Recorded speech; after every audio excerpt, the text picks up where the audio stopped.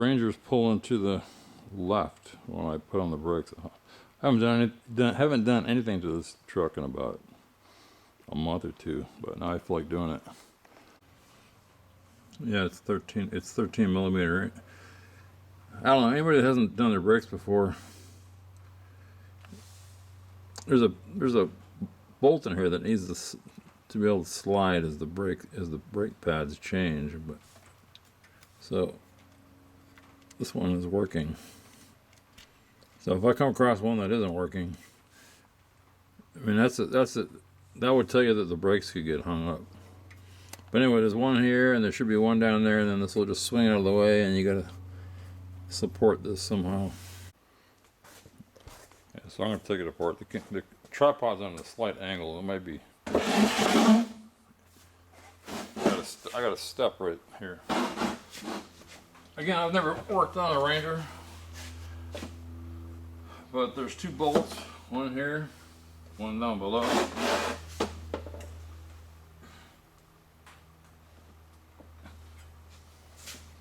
That size. I've never seen them with short bolts like that.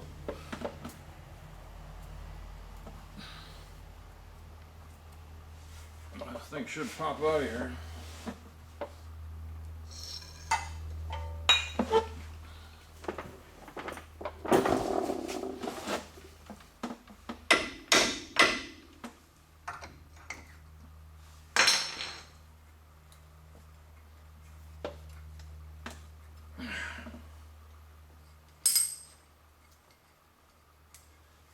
I don't have the right tool. Let's see, how can I do this?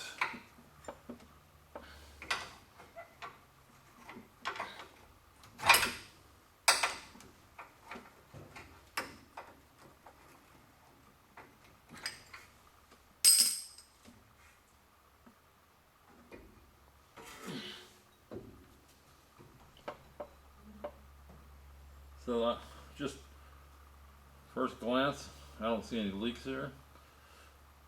There's some rust inside here, but it shouldn't matter.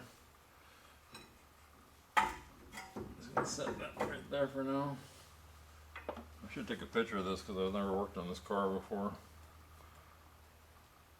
Can't have enough pictures.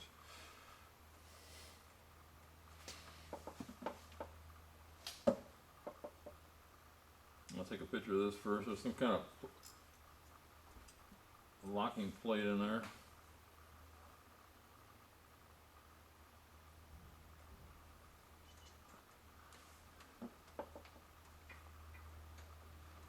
Now somehow these discs slide out. There it comes, just comes this way. Take a picture anyway.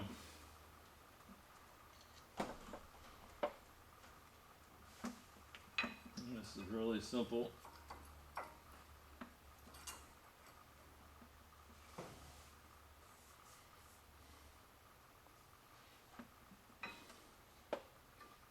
This is the outer.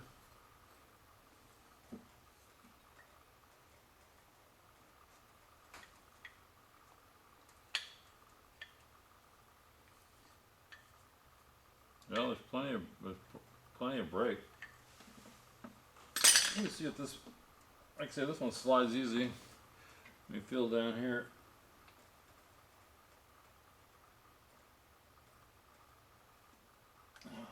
One slides. This thing should come out.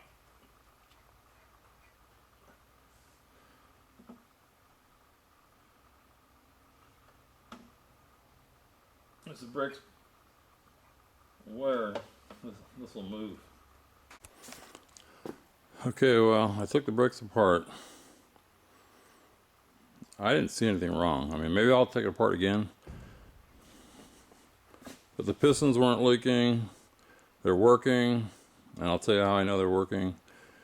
I just didn't see any problems, so I just stuck it back together. I just lubed the pins, the slide pins, which they looked okay. Everything looked okay. When I watched a video, what they say is, I just bought a steel rod and I had a plate and a couple nuts, so I got pressure on the brake pedal. So this is one of the tests you're supposed to do. It'd be better if you had someone sitting in there, but I don't. So with the pedal on, these lug nuts aren't tight yet, but with the pedal on, these wheels won't turn. If one of the wheels didn't turn, I mean, if one of the wheels did turn, then it would mean you weren't getting fluid to the piston. But both pistons are working. That means all the brake lines are working. So I'm just going to put it back together and drive it and see what happens. And this thing just looks like this. What I did is I made it tight with the seat back. All it is a piece of all-thread, 2 nuts, and a piece of steel I had laying around. Put it up against the pedal and push the seat forward.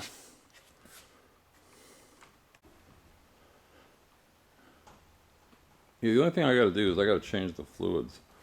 I'm just getting old. I'm 60. I don't know what I am. 66. It's just a pain in the ass laying on my back, and I can do it.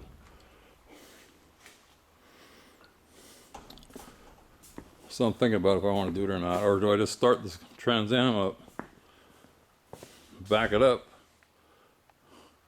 I mean, the brakes are working, the engine's starting. I don't know why I can't back it up now. Pull the truck on, raise it up, made it a hell of a lot easier.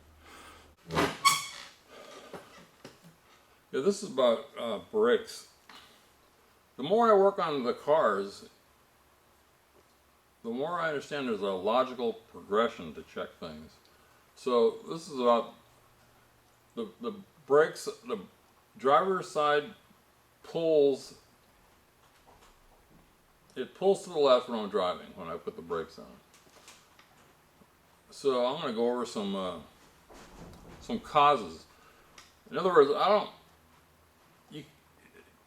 there's 2 ways to fix things. You just keep switching parts until you finally find the right part. I mean, if you watch the Trans Am, it finally turned out that the pistons were leaking in the calipers. But I've been looking at some YouTube and a bunch of different mechanics, and I made up a list, and it really makes sense. And I'm just going to go over it. Maybe it'll help somebody. Yeah, so I'm just going to go over this list. A lot of this stuff never occurred to me before. So let's say that you're driving your car and all of a sudden you put the brake on and it pulls and you don't know what to do. I mean, you could take it to a shop, of course, but nowadays it could cost, who knows what it could cost. It costs $2,000-3,000 or $500, who knows. But I just wrote down some things. So it pulls when it's braking. So what is that? So the first thing, check to see if you have any loose parts or bolts or anything that is connected to the arms that hold the brake parts, the calipers, and so on, or any connecting rods or anything, or wiggle it.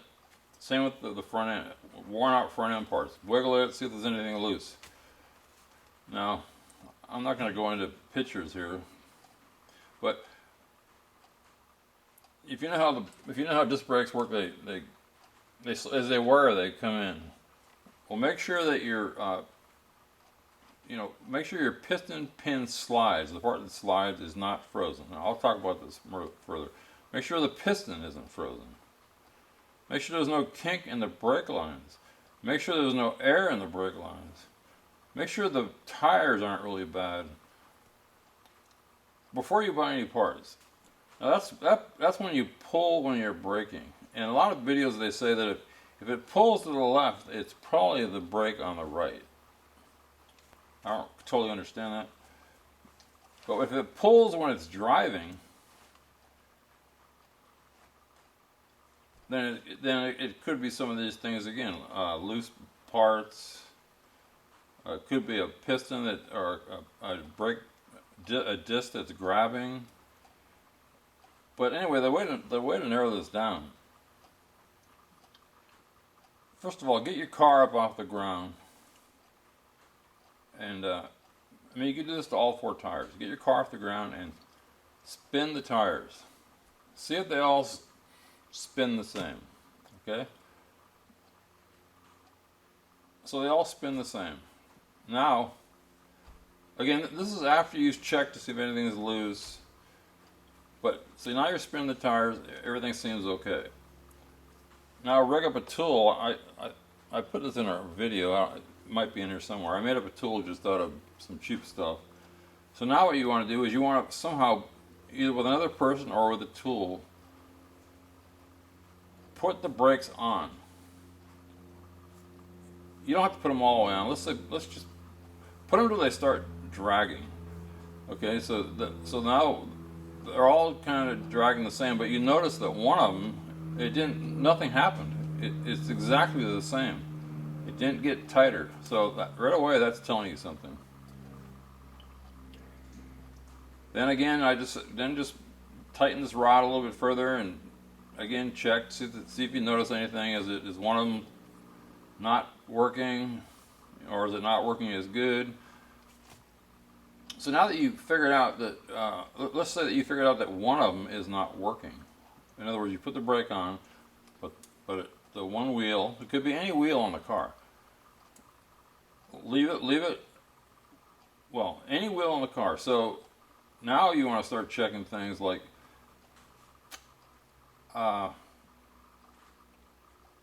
now you're going to take it apart. You're going to take it apart. You're going to check, again, you're going to go through the same thing. Is there any loose bolts?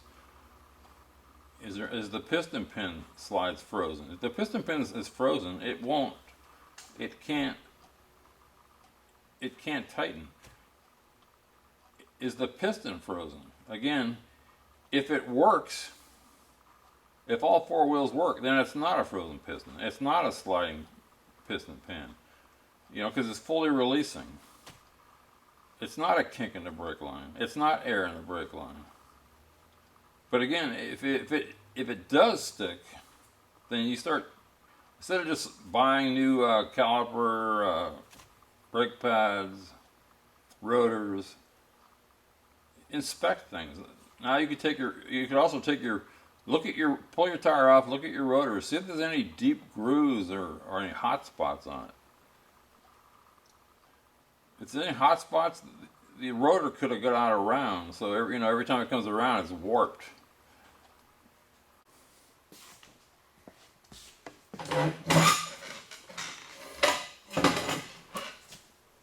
So anyway, what I did so far, after I did that list, this might be out of order.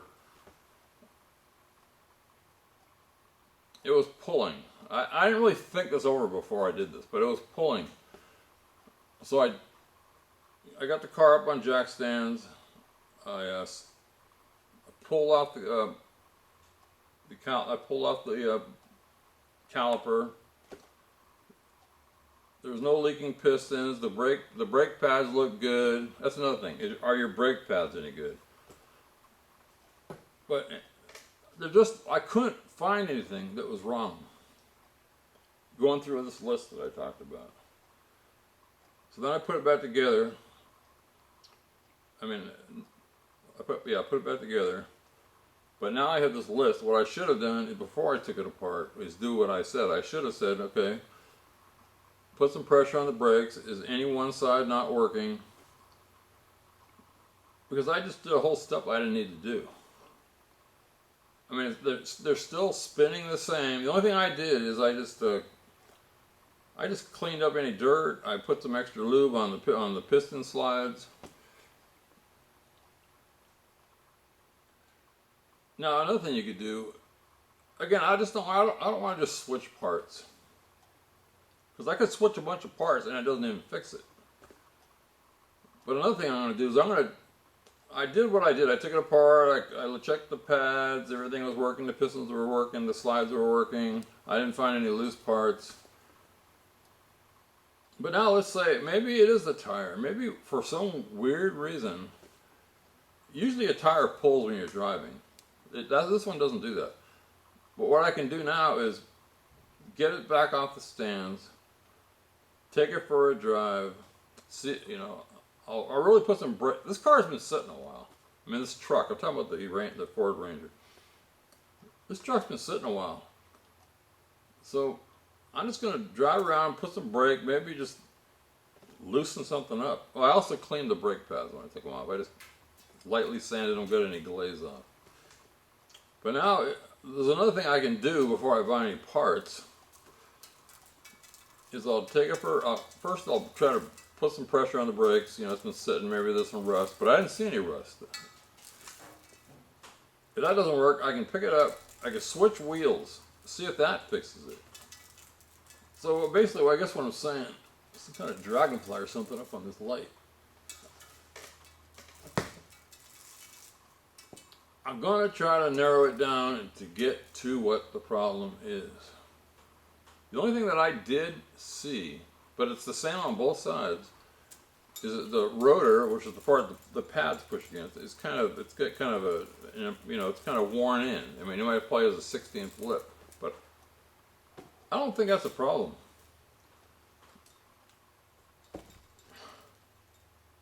So that's where I'm starting, and I'm just going to keep doing this until I figure out what it is.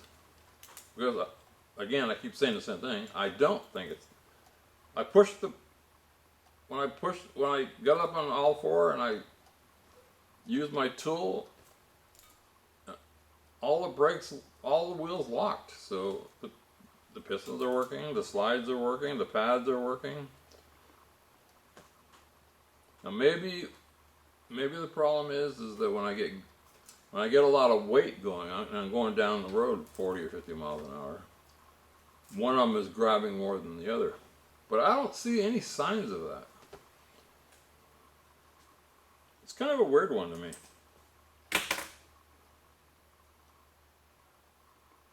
Maybe somebody switched it and there's some air in the brakes. So I think, again, I'll take her for a drive, see what happens, switch wheels, take her for another ride.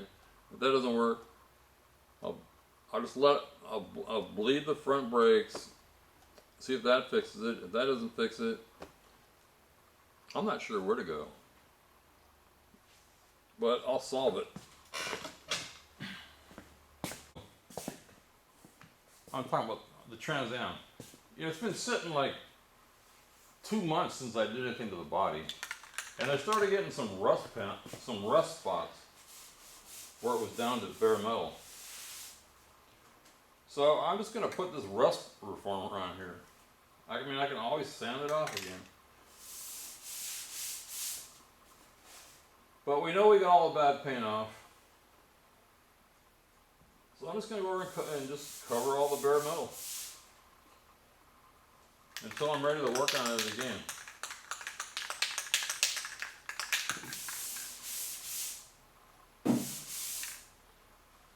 What works really good, instead of, you know, they say use wax and grease remover.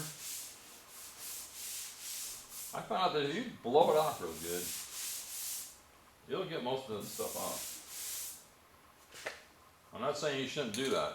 I'm just saying for something like this. Like, here's my hands clean.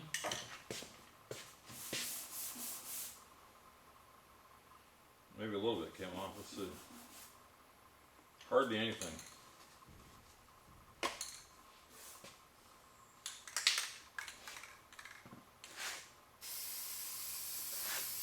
I don't care if there's any blotches. I don't care about anything. I just want to cover. I gotta cover this metal. Yeah, just a quick note. So I changed the oil, and the oil looked fine. I mean, it was dirty. There was no water in it yet, or anything. But something happened that I never happened before. When I took off, usually when I put a new oil filter on, I make sure that the old rubber O-ring is the same size. Well, when I took the filter off, I looked at it, and there was no O-ring. It was gone. So I looked up, and it had stuck up into the housing. Not stuck, but it just stuck there. So watch out for that. It's never happened to me before, but it happened this time. Okay, I just took it for a test drive. The brakes aren't pulling anymore. All I did is, again, I don't see what was wrong. I didn't see anything wrong, but I just cleaned the pads, lubed the slide pins, and that seemed to fix it. Yeah, it's kind of a mixture of the Ranger and the Trans Am. I decided to go ahead and spray the car black because there was getting little rust spots. Just think of it as a guide coat. I mean, the car is pretty close right now. I could sand that down. I think I'm going to paint the bumper and the spoiler too. But anyway, getting back to the Ranger.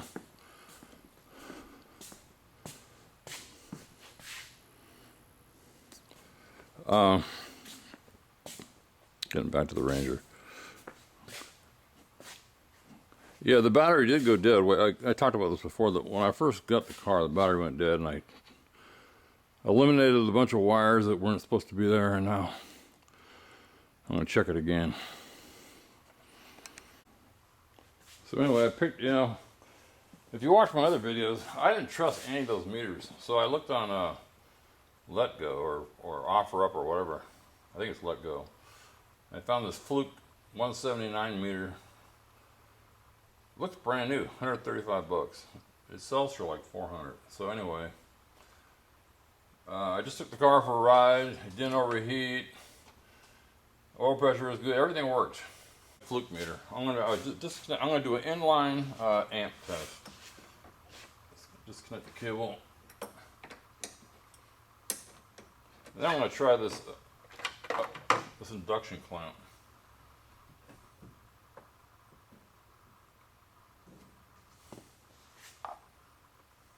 So I'm going to put the meter on 10 amp.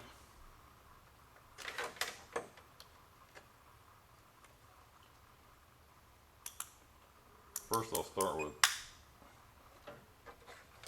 amps. In other words, there's a setting of milliamps and amps. And you can't probably see it, but I'm going to tell you what it says. Let's see here.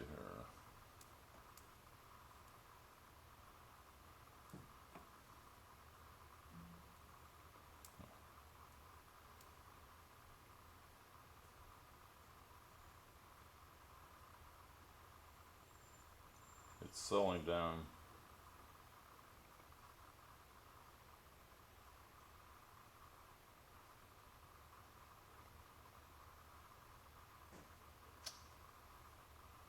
.7, 0.0006. Now I'll put on milliamps.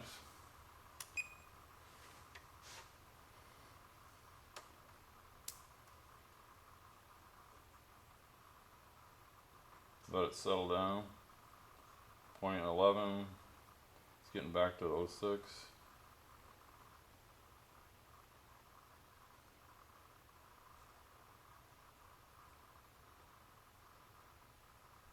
That's nothing. Okay, well I'm going to try to stay out of the way. Try.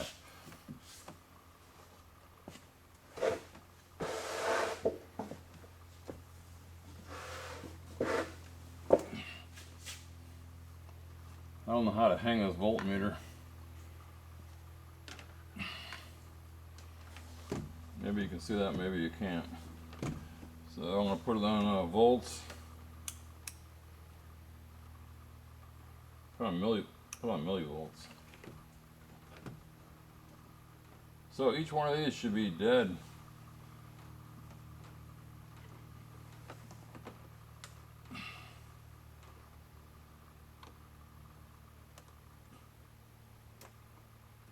Zero.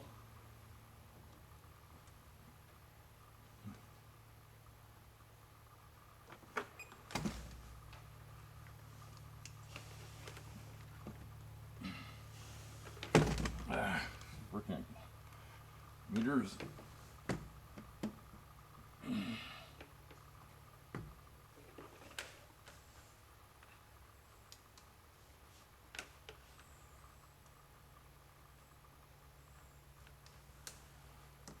Do it again.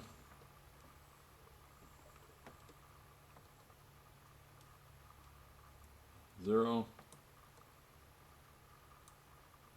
0.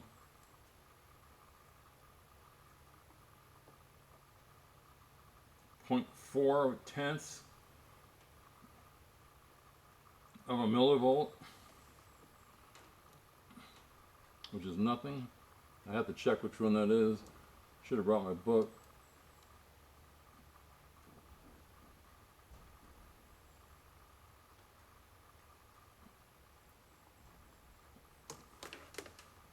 It's one. Let me get my book.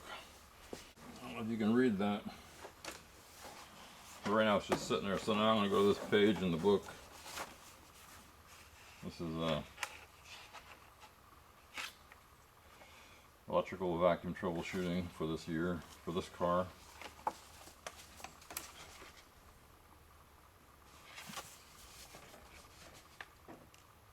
I'm just looking for the correct term of that other box we're looking at. But anyway, that was the engine compartment. Now we're on the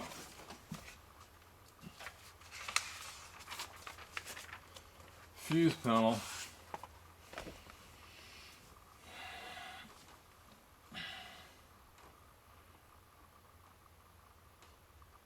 So we'll just see if there's any power being used, and if there is, then we'll look at some of these. Let's see, left headlamp. Let's just see if we can trigger that. Number 4.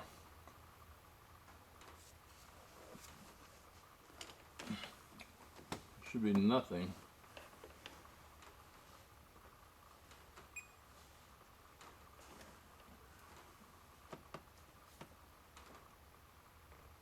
Again, my arm's pulling in the way. Nothing. Left headlight. I guess that's the blinker. Well, anyway, I guess I don't want to put the key in. It's just too much trouble. So, 0.08 of a thousandth. 0.01 of a thousandth.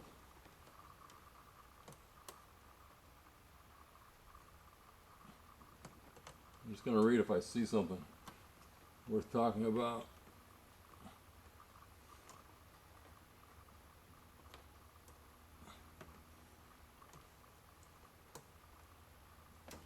Again, I don't know what you can see and what you can't.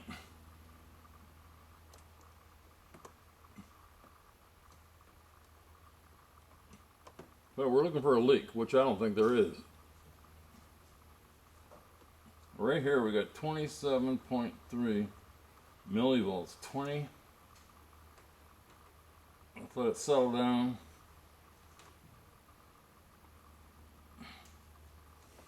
Make sure I got a good connection here.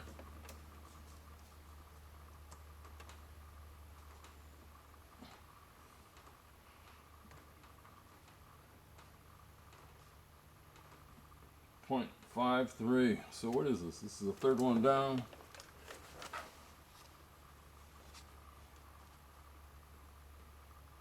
Third one down is number 5. That's a data link. That's a computer. So what is it using?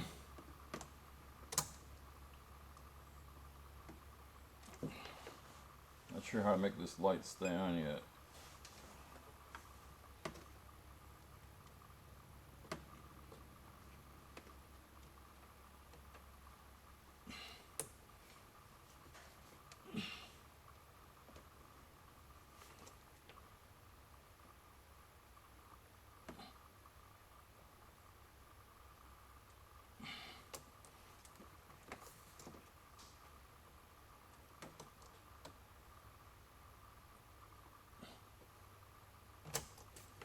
It's almost nothing.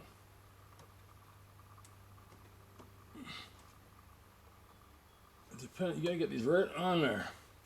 They're so small.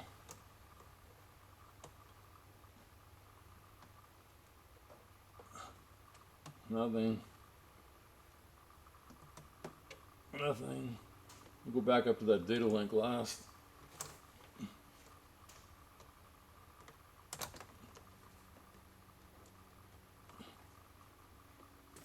Nothing.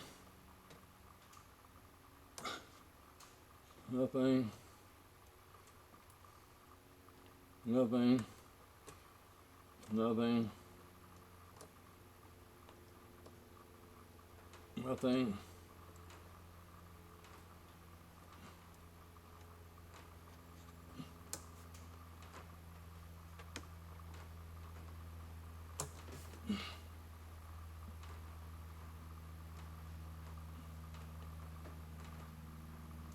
Point 0.5.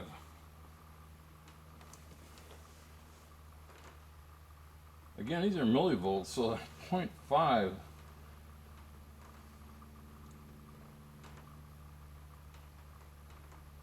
is, if you had 1,000 parts, 0.5 of that.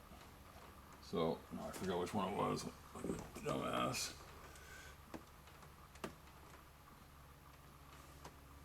The light went out.